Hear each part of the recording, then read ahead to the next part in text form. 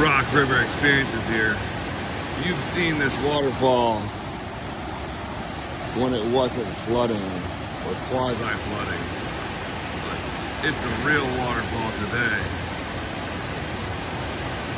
January 15th, 2025. I'm gonna go take an angle from another spot. Still January 15th, just a couple seconds later. That's the one waterfall. It goes all the way down.